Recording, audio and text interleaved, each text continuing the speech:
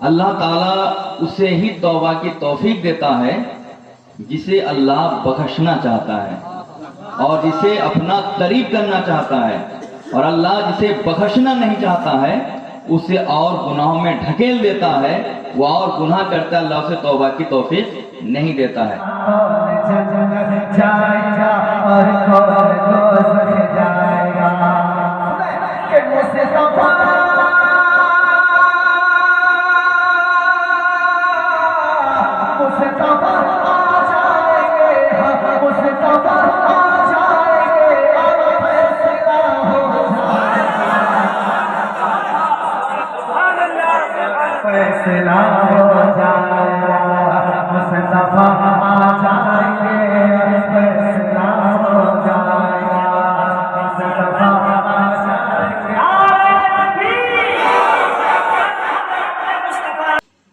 آپ حضرات فیروز بخت ہیں، سعادت مند ہیں۔ عشاء کے بعد سے لے کر اب تک علماء کرام، شورائے اعظام، نقیب اجلاس سے متعدد دینی باتیں سماعت فرما رہے ہیں۔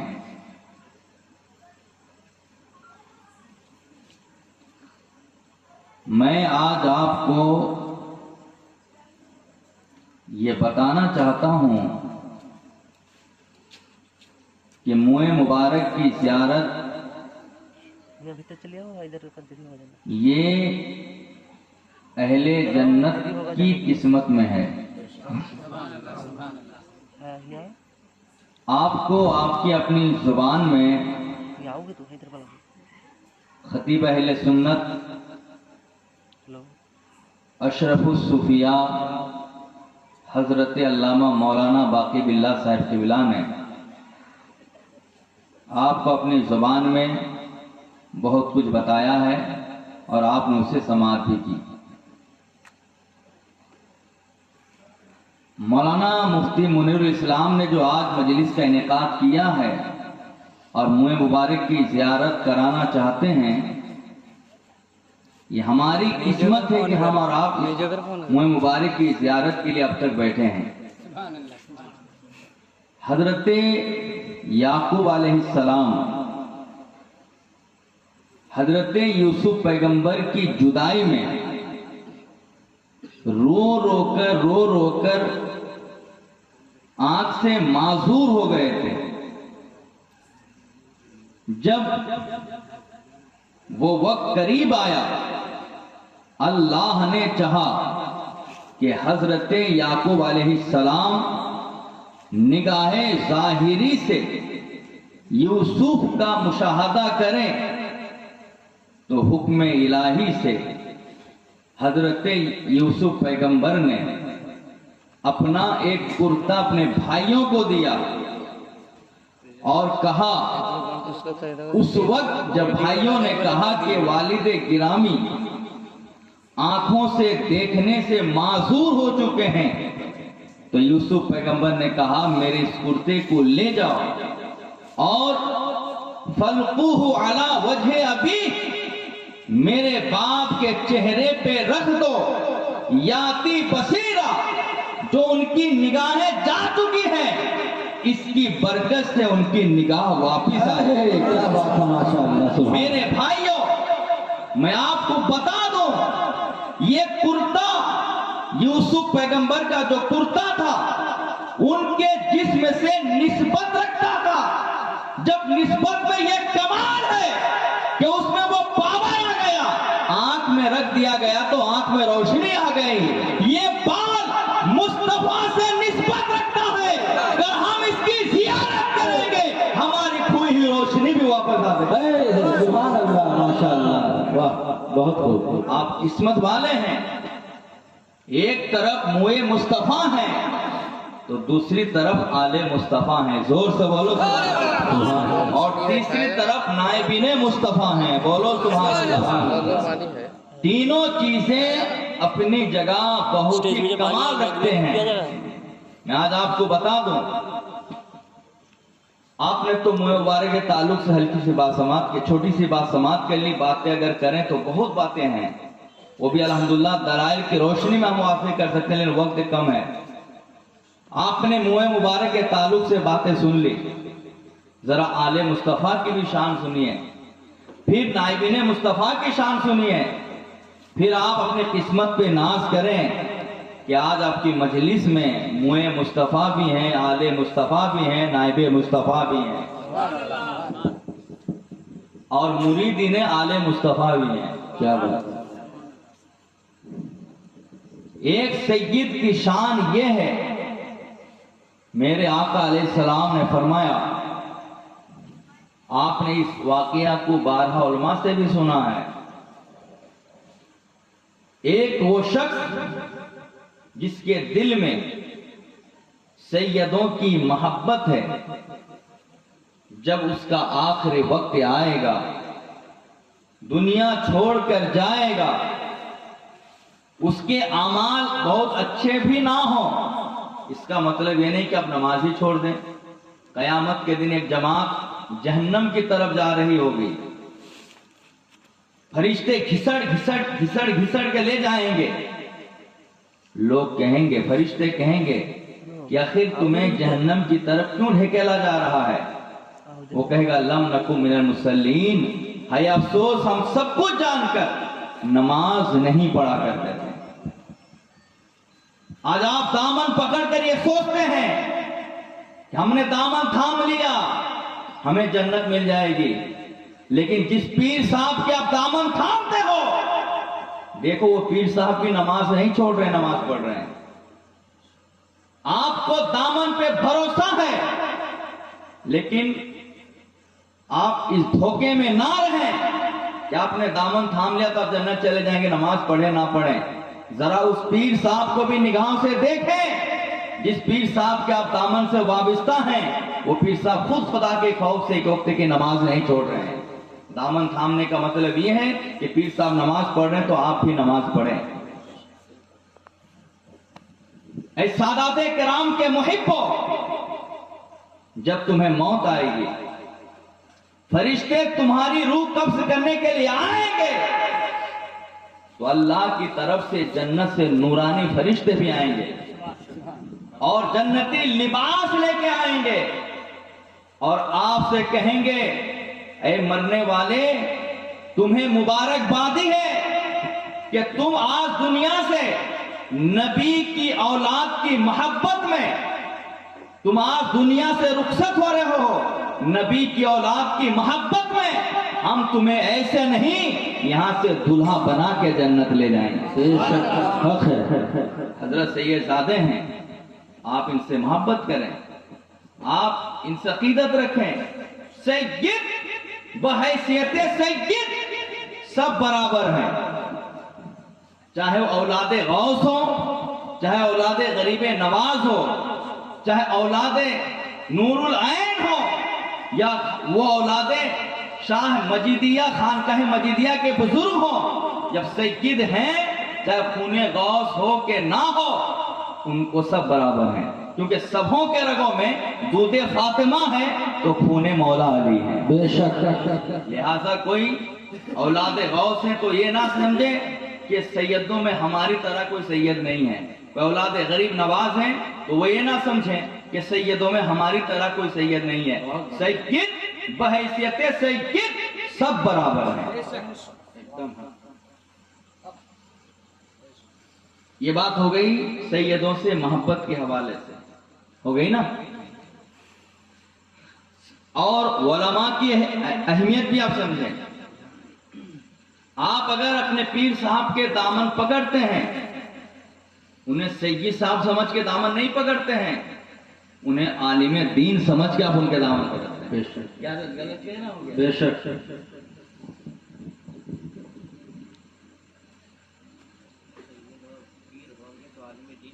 جی جی، پیر ہو ہی نہیں سکتے۔ آپ اگر ایک سید صاحب کے دامن تھامتے ہیں تو دامن تھامتے وقت آپ ان کا دامن اس لیے تھامتے ہیں کہ وہ آل نبی بھی ہیں تو نائب مصطفیٰ بھی ہیں۔ بے شک۔ ایک عالم کی شان یہ ہے، قیامت کے دن ایک شخص لایا جائے گا، جسے جنت پہ داخل ہونے کے لیے ایک آدھ نیکی کی ضرورت رہے گی. جب فرشتے اسے گھسٹ کر جہنم کی طرف لے جائیں گے، اللہ تعالیٰ فرمائے گا فرشتوں رکو. یہ میں اپنی طرف سے نہیں کہہ رہا ہوں، دقائق الاخبار میں حضرت امام غزالی رحمۃ اللہ علیہ نے تحریر فرمایا ہے. اللہ فرمائے گا فرشتوں رک جاؤ. فرشتے رک جائیں گے. اللہ اس بندے سے کہے گا کیا تم ایک اور نیکی کا انتظام کر سکتے ہو؟ وہ کہے گا مولا اور میں کہاں سے انتظام کر سکوں؟ اللہ اس سے فرمائے گا یہ بتاؤ کیا کبھی تم نے کسی عالم کی صحبت اختیار کی ہے؟ وہ کہے گا یا اللہ میرے گاؤں میں تو کوئی عالم تھا ہی نہیں، تو میں ان کی صحبت کیسے اختیار کرتا؟ اللہ فرمائے گا اگر تو نے کسی عالم کی صحبت اختیار نہیں کی، کم از کم یہ بتاؤ وہ شخص جس کے دل میں عالم کی محبت تھی، کیا تم نے کبھی اس کی صحبت اختیار کی؟ وہ کہے گا یا اللہ ایسا شخص بھی کوئی میرے گاؤں میں نہیں تھا کہ جو عالم کی صحبت میں بیٹھا اور میں اس کی صحبت میں بیٹھا ہوں. اللہ فرمائے گا کیا کبھی تم نے کسی عالم سے محبت کی تھی؟ وہ کہے گا یا اللہ ہم نے اپنی زندگی میں اپنے گاؤں میں کسی عالم کو دیکھا ہی نہیں تھا تو محبت کیسے کرتا؟ اللہ فرمائے گا اگر تم نے اس عالم کو نہیں دیکھا لیکن کیا تم نے اس شخص کو دیکھا جس نے عالم کی صحبت اختیار کیا، تم نے اس سے محبت کی ہے؟ وہ کہے گا ہاں یا اللہ ایک بار ہمارے گاؤں سے ایسا شخص گزرا تھا جو عالم کی صحبت میں بیٹھا تھا، میں نے اس سے محبت کی. اللہ فرمائے گا جس نے عالم بنا یا عالم کی صحبت اختیار کی یا عالم کی صحبت اختیار کرنے والوں سے محبت کی، میں گوارا نہیں کر سکتا وہ انسان جہنم میں جائے، فرشتوں کو اسے سیدھے جنت میں داخل کرے. سبحان اللہ سبحان اللہ.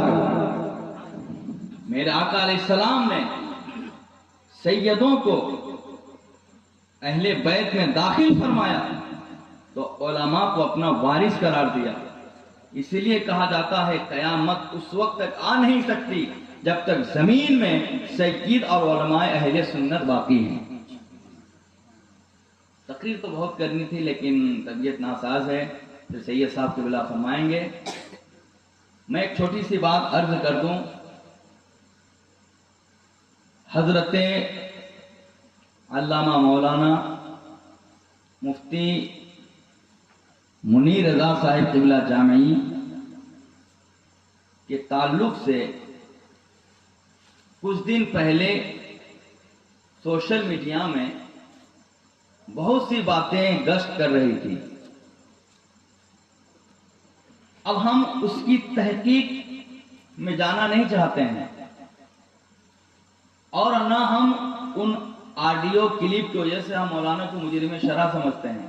ہم مجرم شرع بھی اس لیے نہیں سمجھتے ہیں کہ آڈیو کلپ کا شرع شریف میں کوئی اعتبار نہیں ہے، کیونکہ الصوت یشبہ بالصوت، آواز کے مشابہ ہیں. ہم ادھر بھی نہیں جاتے ہیں، پھر بھی ہم مولانا صاحب کو یہ حکم دیتے ہیں احتیاط کا دامن تھامیں اور اس آڈیو کلپ کے حوالے سے، چاہے وہ آپ کی ذات سے متعلق ہو یا آپ کی عزت سے متعلق ہو یا علماء کے حوالے سے بھی ہو، اب ان ساری چیزوں کو ذہن میں رکھتے ہوئے اپنے رب کو موجود مصطفیٰ جان رحمت صلی اللہ علیہ وسلم کو حاضر و ناظر سمجھ کر اب اپنے سارے گناہوں سے توبہ کر لیں تاکہ آپ کا دامن پورے طور سے پاک ہو جائے.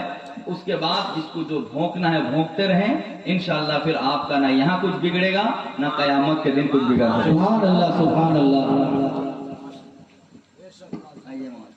اب میں مولانا منیر صاحب سے کہتا ہوں سوشل میڈیا میں آپ کی ذاتیات سے متعلق جتنی باتیں گشت کر رہی ہے ان چیزوں کے حوالے سے آپ ایک عام توبہ کر لیں تاکہ آپ کا دامن پورے طور سے پاک ہو جائے.